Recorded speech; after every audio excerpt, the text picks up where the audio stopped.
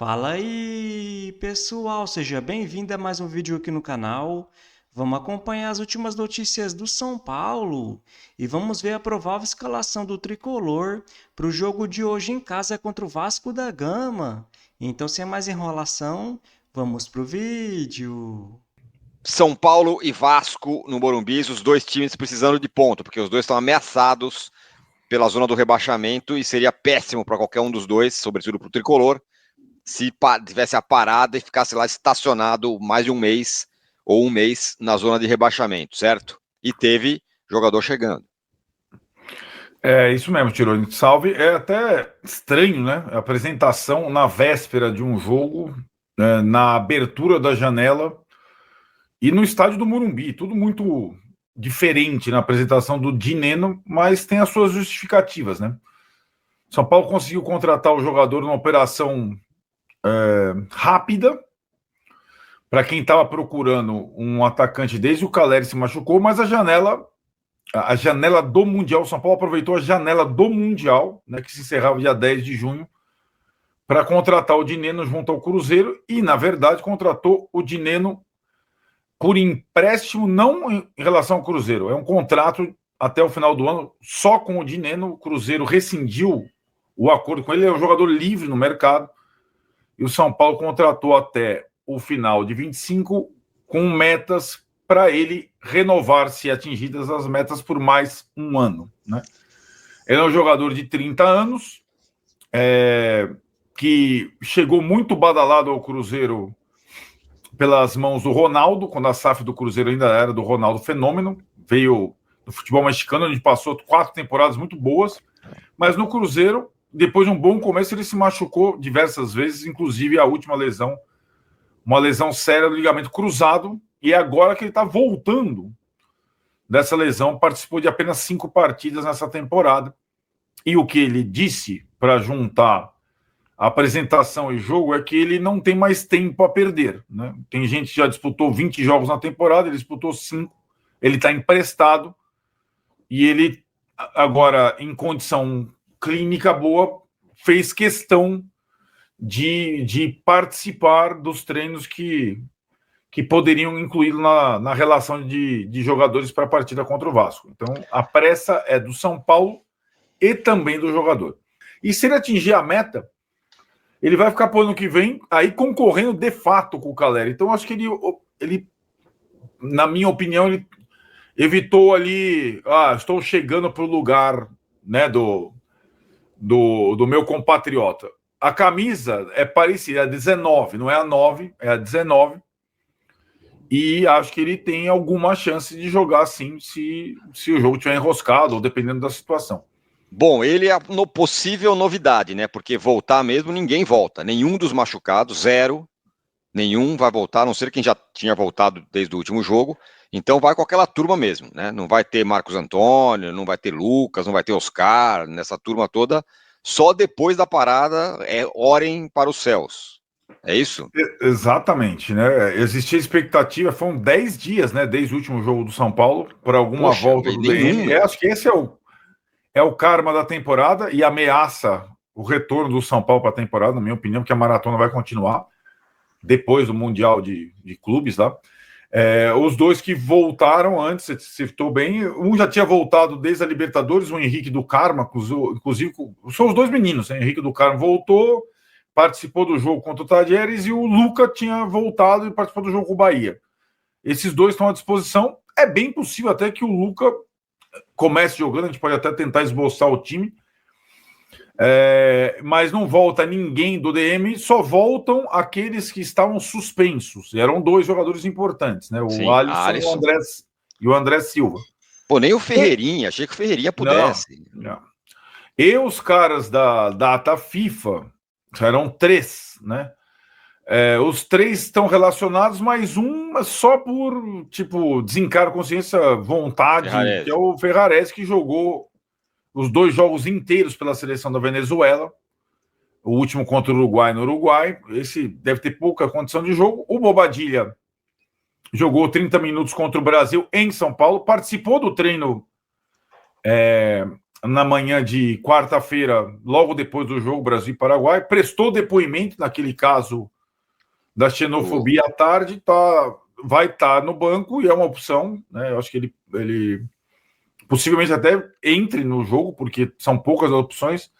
E o Alves estava com a seleção sub-20 lá no Egito, voltou a tempo do treino de quarta, mas muito desgastado, não treinou e vai ficar no banco também.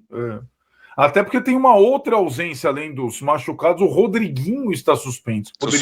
Verdade. Poderia ser uma opção. Tem poucos jogadores de novo para o jogo contra o Vasco. Cara, passaram-se 10 dias, parece que passou um ano e volta tudo igual. Impressionante. Bom, vamos tentar formar um time aí, vai. Só não volta igual porque tem o Dineno. E o Alisson. Né? E o Alisson e o André Silva. Então vai, vamos lá. Rafael, Cedric, não tem outro. Uhum. Aí, zaga, Alan Franco e Arboleda. Ou Alan Franco de fora com Arboleda e Sabino. Foi essa. Se você for reparar, as duas últimas zagas do São Paulo foram formadas por Arboleda e Sabino, né? O Alan Franco também ainda em vias de renovar, renova, não renova, fala que dizem que tá caminhando, mas ninguém sabe, até o fim do ano tem um negócio aí.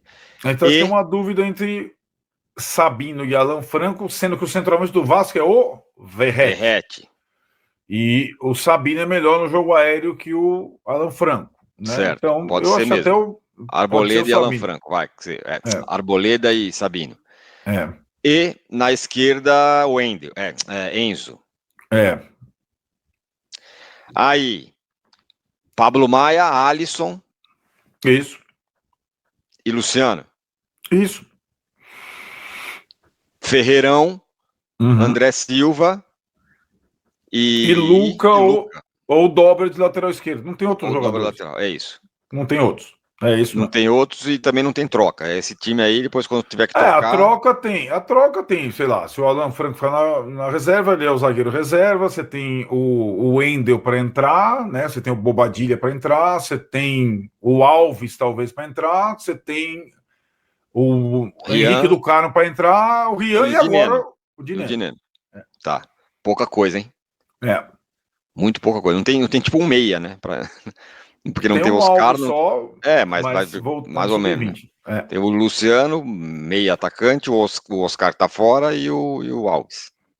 Deixa eu falar sobre Juan Dineno, os motivos pelos quais ele não veio por empréstimo e acabou sendo um negócio definitivo, né? Uma rescisão de contrato com o Cruzeiro. E aí sim o São Paulo assinando com o jogador. Eu vou trazer bastidores sobre essa história para vocês. Mas antes, se inscrevam aqui no canal, ativem as notificações, compartilhem os vídeos. Todos os dias tem informações aqui, o mercado tá ficando cada vez mais agitado e a gente vai trazendo tudo para vocês aqui no canal, beleza? Deixa eu começar então esse vídeo falando sobre o Juan Dineno e por que ele rescindiu e não veio por empréstimo, como todo mundo estava noticiando em relação a essa negociação. E de fato tinham dois caminhos, São Paulo e Cruzeiro trabalhavam com, primeiro, um empréstimo, né, até o fim do ano, e depois colocando uma meta e aí ele podendo ser comprado pelo São Paulo. E a segunda forma desse negócio era uma rescisão imediata, viria para o São Paulo com um vínculo novo até o final do ano, e aí sim o São Paulo colocando essas metas para ver se compra ou não em 2026. Então assim, pela questão burocrática de você rescindir e você depois já fazer uma inscrição no novo clube, é muito mais rápido e muito mais prático você fazer isso com a rescisão. Se ele tivesse sido emprestado, poderia dar uma questão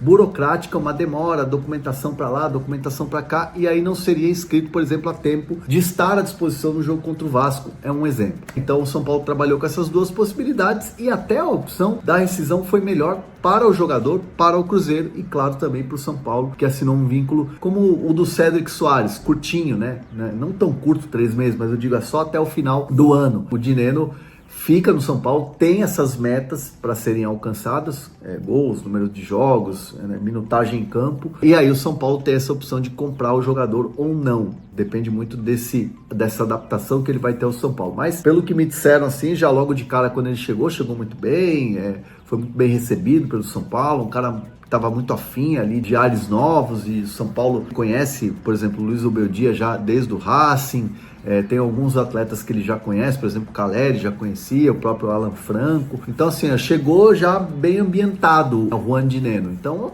agora é uma opção de campo fala, né? Aquela coisa do campo. Vamos ver como é que ele vai se desenvolver dentro do campo para ver se o ano que vem permanece ou não no São Paulo. Mas fato é que o Cruzeiro ficou com um jogador que já estava em fim de contrato, poderia assinar um pré-contrato, né? O jogador abriu mão do que tinha para receber ali até o final do ano pelo Cruzeiro. Ficou tudo ali bem. O São Paulo fez um investimento e se acertou com o jogador para que ele pudesse seguir a sua história dentro do tricolor paulista. Falar sobre Juan de Neno, centroavante apresentado como reforço pelo São Paulo, pode estar à disposição do técnico Luiz Ubeldia estrear já nessa quinta-feira. O jogador foi apresentado, vai vestir a camisa 19, disse estar super contente e afirmou estar em forma, ou seja, pronto para jogar. O fato de o São Paulo ter acelerado sua contratação me faz imaginar que ele fique ao menos no banco de reservas.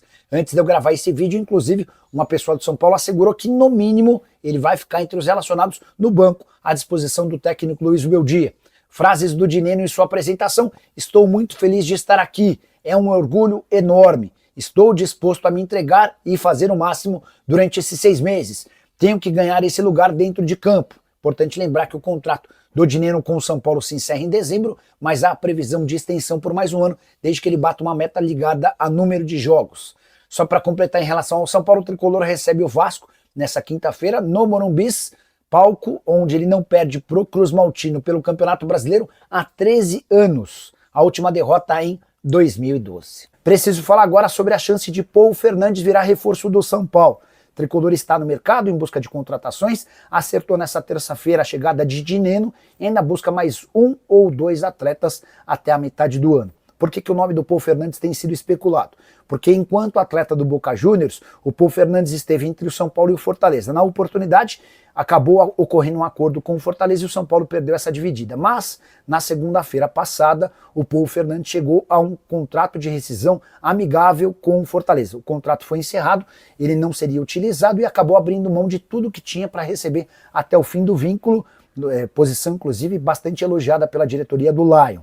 O Paul recebia cerca de R$650 mil por mês com a camisa do Fortaleza. A partir daí, livre no mercado, um monte de gente passou a imaginar que ele poderia ser consultado pelo São Paulo. Até porque o tricolor não descarta contratar um volante. Existiam tratativas durante as 2 últimas janelas com o Thiago Mendes. O Thiago está descartado por conta do alto custo. Livre no mercado, depois de deixar o Al Rayyan, o volante pede pouco mais de R$1 milhão por mês entre salários, direitos de imagem e luvas. Em relação ao Paul Fernandes, certamente um valor menor, algo na casa dos 650 mil seriam suficientes para convencê-lo a fechar com o tricolor. Mas, antes de gravar o vídeo, consultei o presidente Júlio Casares, que assegurou que nem se conversou sobre a possibilidade de Paul Fernandes. A ideia do São Paulo é trazer jogadores mais baratos, que custem no máximo R$300 mil mensais. O tricolor passa por enormes dificuldades financeiras. Então vamos comentar sobre essas últimas notícias do São Paulo. E o tricolor entra em campo hoje, jogando em casa contra o Vasco da Gama pelo Campeonato Brasileiro. E uma provável escalação do tricolor deve ter Rafael, Alan Franco, Arboleda, Cedric e Wendel, Pablo Maia e Alisson, Luciano, Lucas Ferreira, Enzo Dias e André Silva. Mas vamos ver se essa escalação se confirma, porque não é possível o São Paulo precisando vencer, porque está apenas 2 pontos da zona de rebaixamento. O Zubeldia vai escalar dobrando as laterais novamente, com Enzo Dias e o Wendel, né, galera? Na minha opinião, ele poderia tirar o Wendel, colocar o Enzo Dias como lateral realmente e colocar o Luca mais à frente. Assim o São Paulo fica assim um time muito mais ofensivo. E chega de desculpas. O São Paulo precisa vencer esse jogo. Eu venho repetindo em vários vídeos aqui no canal que não faz nenhum sentido. Alguns comentaristas defenderam o Zubeldia, falando que o São Paulo não tem elenco, que não sei o quê.